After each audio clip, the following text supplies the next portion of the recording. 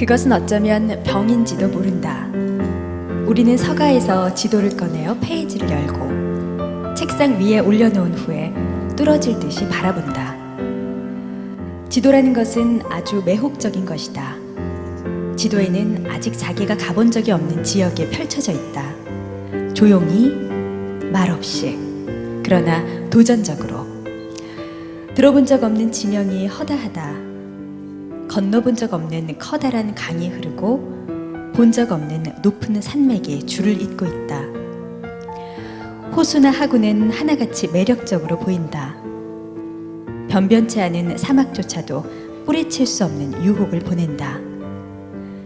지도를 펴놓고 자기가 아직 가본 적 없는 곳을 물끄러미 들여다보고 있노라면 마녀의 노래를 듣고 있을 때처럼 마음이 자꾸만 끌려 들어간다. 안녕하세요. 올해 2014년 독한습관 11월 강연의 사회를 맡은 문지혜입니다. 반갑습니다. 환영합니다.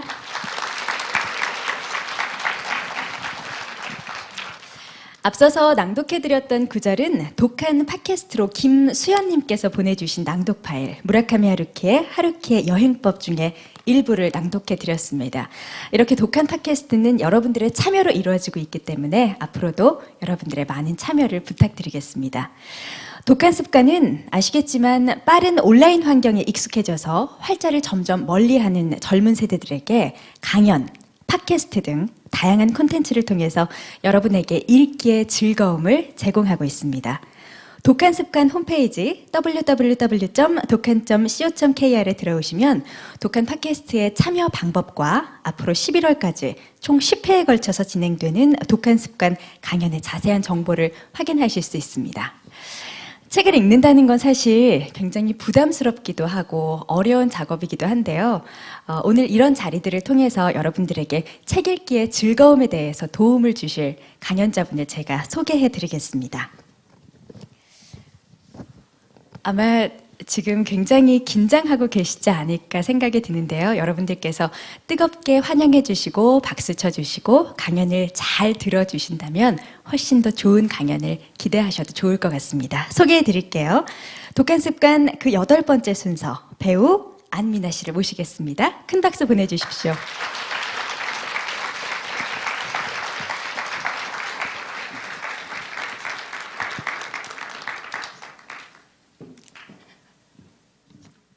네. 안녕하세요. 배우 안미나입니다.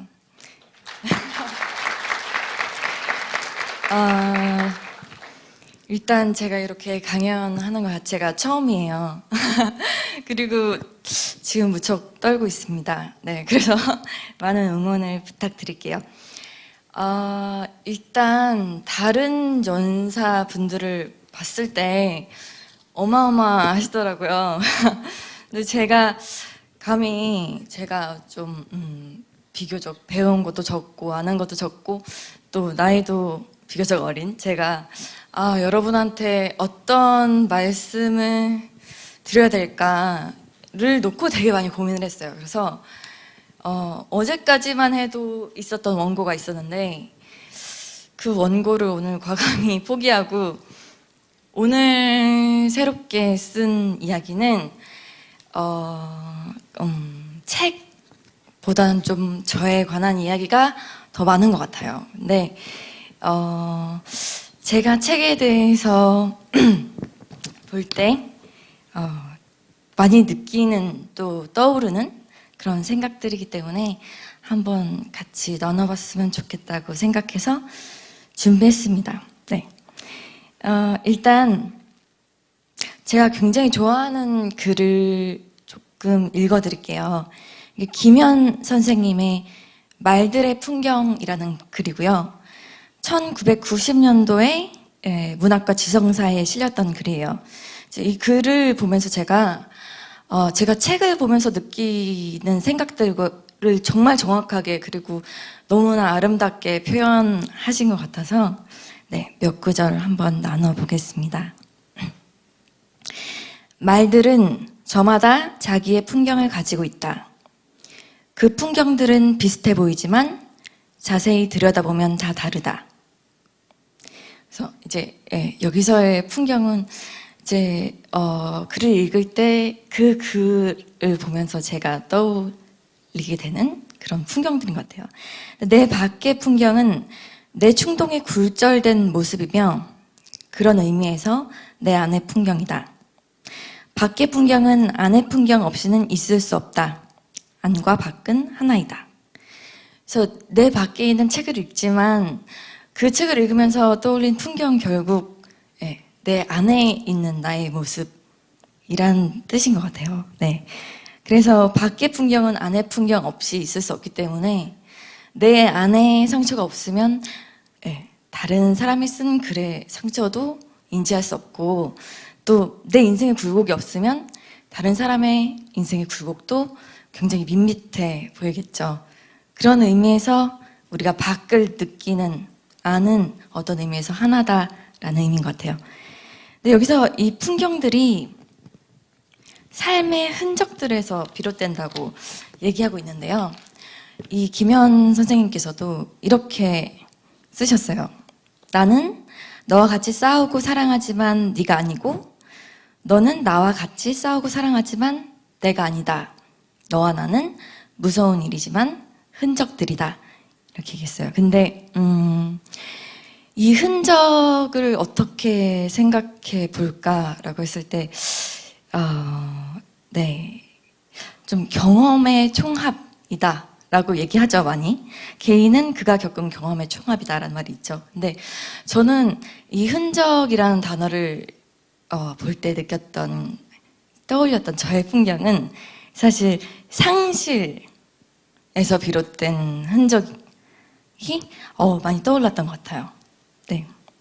상실이라 하면 없어지는 거죠. 이미 없음이 아니고 없어짐이죠. 그러니까 있는 걸 전제로 해요. 그렇죠? 네, 많은 사람들이 상실에 되게 사로잡혀 있어요. 네. 상실한 거, 잃어버린 거, 혹은 전에 있었던 거. 그래서 이제 많은 어른들도 그렇고 사람들이 왕년에 이랬다. 그때는 그랬지. 뭐 누가 있었을 땐 이랬을 텐데 이런 이야기를 굉장히 많이 하는 것 같아요. 근데 그렇게 되게 상실에 집착하면서 살아가다 보면 내 삶에서 누릴 수 있는 것들을 조금씩 상실해 가지 않나 하는 생각이 좀 많이 들었어요. 이 이야기는 제가 직접 경험했고 저도 사실 그 상실감에 좀 많이 사로잡혀 있었던 사람이 아닌가 하는 생각이 들었어요. 네. 아시다시피 저의 직업은 연기자입니다. 제가 데뷔를 MBC 드라마 내 이름은 김삼순으로 했고요. 네, 그게 데뷔작이 대박이 났죠. 그리고 이제 영화 라디오스타를 찍었고 라디오스타 김양이 너무 감사하게도 반응이 좋았고 그리고 이제 뭐 그 다음에 쭉 좀 몇 년간 탄탄대로 라고 생각할 수 있는 길을 걸은 것 같아요. 근데 평탄한 길을 걷고 있다라고 생각하니까 이 평탄한 게 너무 당연하더라고요. 제가 어려서 더 그랬나요? 약간 그랬을 수도 있을 것 같아요. 근데 이게 뭐 일이 있고 또 나이가 벌이가 있고 일하는 사람들과의 관계가 있고 내 주변에 나를 좋아해 주는 사람들이 있고 이렇게 내 주변에 있는 나한테 있는 있음에 관해서 굉장히 당연하게 여기는 순간이 왔고 거기에 더해서 이건 계속 지속될 거라는 믿음이 생기게 됐어요. 네. 그런데 이 모든 믿음을 한순간에 무너뜨리고 그 모든 있음을 다 상실로 바꿨던 건 진짜 별로 오래 걸리지 않았던 것 같아요. 진짜 짧은 시간 동안 일어났던 일이었고 그래서 일단 제가 회사가 그 당시 있었던 회사 부도가 나고 제가 새로 들어가는 회사에서 했던 일들이 이제 이쪽 바닥에서는 잘 안 되는 걸 엎어진다는 얘기 많이 하는데 4년 내내 엎어졌어요. 그래서 제가 4년을 꼬박 쉬었습니다. 근데 네, 4년을 백수 생활해 보시면 아시겠지만 많은 것을 상실하게 됩니다. 일단 돈이 없어지죠. 일단 돈도 없어지고 젊은 나이가 없어지고, 뭐 지금도 젊지만 아니, 어린 나이가 없어지고, 그리고 저의 밝았던 성격이 없어지고, 그리고 관계가 없어지더라고요. 저의 가족들이나 친구들과의 관계, 그리고 저 스스로의 관계가 무너지는 걸 정말 순식간에 참담하게 경험했던 순간이 있었어요. 근데 그 당시에 저한테 딱 문제가 하나 떠올랐어요. 이거를 해결하지 않으면 안 될 것 같은 문제 하나가 있었는데, 그게 뭐냐면, 근데 내가 왜 대체 어차피 죽을 건데 지금 이 상황을 다 겪으면서 힘들게 최선을 다해서 살아야 되느냐, 이 부분인 거예요. 그래서 대체 살아가야 하는 이유가 뭔가 하는 네, 그런 아니 원초적인 질문에 다다랐습니다. 네, 근데 결론을 내지 못하니까 그 질문에서도 그렇고 현실에서도 그렇고 저는 계속 도망을 다녔어요. 일단 집에서 이제 가출을 했습니다. 그래서 작은 여행 가방 하나 들고 몇 개 안 되는 명품 가방을 팔아서 뭐 나머지 안 되는 건 이제 뭐 돈을 꾸기도 하고 해서 작은 단칸방 하나를 마련해서 혼자 살기 시작했어요. 그 단칸방이야말로 없음의 실체다라는 느낌이 많이 들었어요. 일단 TV, 컴퓨터 없고요. 이제 시간이 지나면서 제가 이제 핸드폰이 끊겨서 핸드폰이 없고 이제 아예 주변과 차단된 생활을 시작했어요. 근데 그 많은 것이 없어지는데 진짜 이제는 뭐 자존심이고 뭐고 더 이상 뭐 챙길 수 있는 뭐 여력도 없는데, 그래도 끝까지 너무 포기하기 어려웠던 거는 내가 연기자다 라는 그 생각에서는 제가 벗어나기가 너무 힘든 거예요. 약간 난 연기자이기 때문에 이런 일은 할 수 없잖아 라는 게 나한테 너무 강하게 인식돼 있어서, 사실은 그게 핑계인데 핑계인 줄도 모르고 붙들고 있었던 거예요. 근데 이제는 먹고 살기가 정말 말 그대로 힘들어지는 순간이 딱 되니까 안 할래야 안 할 수가 없더라고요. 포기를. 그래서 3일 밤낮을 울고 포기했습니다. 이제 연기하지 말고 살자. 연기 안 해도 살 수 있을 거야 라고 생각하고, 그날 바로 이제 컴퓨터에 그 알바 사이트 이력서를 올렸어요. 네. 네, 그래서 이제 과외를 구했죠. 과외를 구하고, 그리고 제가 편의점에 취직을 했습니다. 아르바이트생으로. 제 나이 그 당시에 29살. 네, 굉장히 훌륭한 삶이죠. 그런데 진짜 이제 다시 진짜 아무것도 없는 상태에서 출발하자, 새롭게 라고 생각했는데, 그 다음에 바로 드는 생각 그거였어요. 원래도 아무것도 없었구나. 근데 제가 나 아무것도 없구나, 내가 아무것도 아니구나, 그리고 내 맘대로 아무것도 할 수 없구나, 없는 게 당연한 거구나 라고 딱 생각을 한 순간부터 제가 너무 자유로워지는 거예요. 그러니까 일단은 두려움이 좀 없어져요. 그러니까 잃을 게 없다고 하면 두려움이 없어지잖아요. 근데 잃을 게 없으면 두려움이 없어지는데, 사실 원래도 잃을 거 자체가 없었는데 내가 잃을 게 있다고 계속 착각하면서 살았다는 걸 그때 굉장히 많이 깨닫게 되는 순간이었던 것 같아요. 그래서 막 열심히 일을 하고, 편의점에서 누가 알아봐도 그냥 제가 일을 치고 있어서 알바를 하고 있습니다, 이렇게 얘기를 하면서 이제 알바를 하다 보니까 네, 아침 드라마에 캐스팅 제의가 들어왔어요. 너무 감사하죠. 근데 그 전에는 사실 그게 너무 당연하다고 생각해서 딱 그 얘기를 들었을 때 왜 아침 드라마야? 나 몇 번째 역할인데? 나보다 큰 역할은 누가 하는데? 이런 질문을 먼저 했을 거예요. 근데 이제 진짜 없으니까 나한테 주어진 게 너무 기쁘더라고요. 너무 감사하고 진짜 딱 정말 벅차고 좋잖아요. 그 감정들 기쁘고 벅차고 감사하고 그 좋은 감정들을 진짜 여과 없이 느끼게 된 거예요. 제가 그 전에는 여과기가 많이 있었죠. 중간에 이러면 덜 기쁜 거고 이렇기 때문에 만족스럽지 않고 이런 것들에서 제가 벗어났습니다.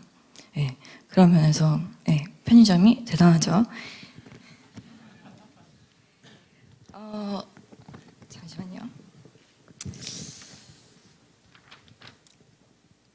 네, 그래서 이 일을 시작하고 나서 또 한참 동안 과외를 그만두지 않고 계속했어요. 근데 왜 그랬냐면 제가 일을 하니까 다시 있는 거에 좀 익숙해지려고 하는 거예요. 근데 그러면 결론적으로는 제가 삶을 즐기는 양이 너무 적어지는 거예요. 그래서 없다는 거를 계속 상기시키고 싶었고, 그래서 없는 상태를 계속 유지하고 싶다는 마음이 들었어요. 근데